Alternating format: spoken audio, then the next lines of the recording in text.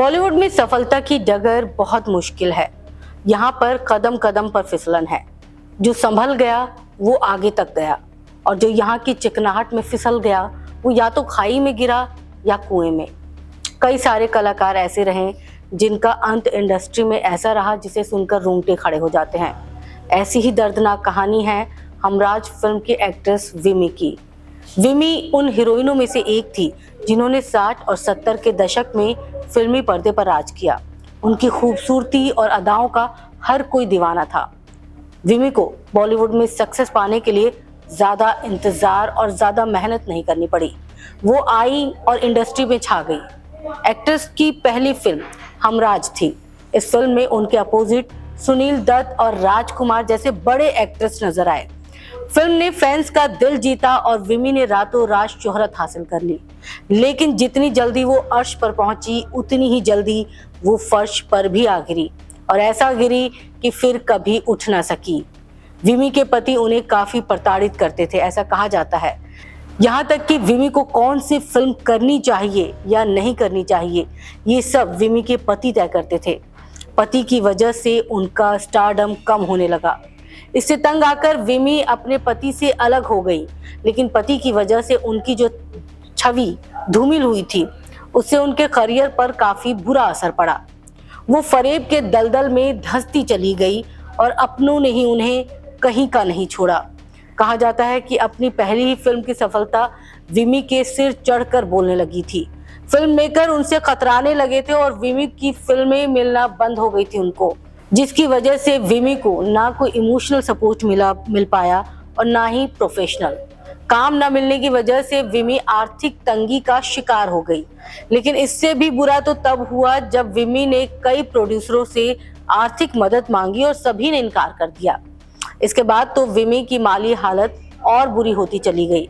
एक वक्त पर जिस हीरोइन के फिल्म में होने से ही फिल्म हिट हो जाती थी, बाद में उस हीरोइन को ही अपनी फिल्मों के लाले पड़ गए और जो बची खुची फिल्में रिलीज हुई थी वो भी एक के बाद एक फ्लॉप होती चली गई। विमी की निजी जिंदगी भी काफी बुरे दौर से गुजर रही थी। आर्थिक तंगी के कारण विमी को अपना वो बंगला भी छोड़ना पड़ा था जिसमें वो रह रही थी। इधर विमी की फिल्में भी लगातार फ्लॉप हो रही थी। उनकी फिल्म आबरू, पतंगा और वचन पूरी तरह से फ्लॉप हो गई थी। लोगों ने इस फिल्म को नकार दिया था। ऐसे में एक्ट्रेस के लिए बॉलीवुड में अवसर कम हो गए थे। उनकी विफलता निजी जिंदगी तक पहुंच गई थी। पति पहले से ही विमी के सहारे थे और विमी भी फिल्मों में अच्छा नहीं कर पा रही थी।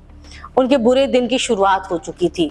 इस दौरान विमी का अपने पति से झगड़ा होने लगा। ये झगड़ा तलाक में बदल गया और दोनों अलग हो गए।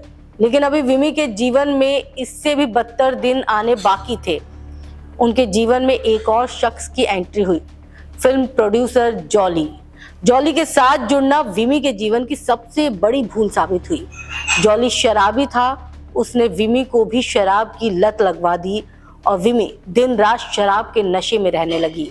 शराब के नशे में जॉली ने विमी को दूसरे प्रोड्यूसर के साथ रात बिताने के लिए फोर्स करना शुरू कर दिया। विमी भी बहकावे में आ गई और वेश्यावृत्ति से उनका नाम जोड़ा जाने लगा। उनका अंत बहुत बुरा हुआ। इंडस्ट्री में उन्होंने अर्श से फर्श तक का ऐसा मंजर देखा कि जो भी सुनता है उनके पैरों तले जमीन खिसक जाती है। उनकी फिल्म का गाना था, तुम अगर साथ देने का वादा करो, लेकिन विमी का साथ किसी ने नहीं दिया। शराब की लत के कारण उनकी सेहत बिगड़ती चली गई। कोई उनके साथ नहीं था। कहा जाता है कि जब उनका निधन हुआ तो उनकी लाश को ठेले पर ले जाया गया। एक चमकता सितारा जिसकी पहली ही फिल्म हिट हुई, लोगों ने उनको पसंद किया, उनकी खूबसूरती के हजारों दीवाने थे, लेकिन जब मौत के नजदीक वो पहुंची तो वो तन्हा थी।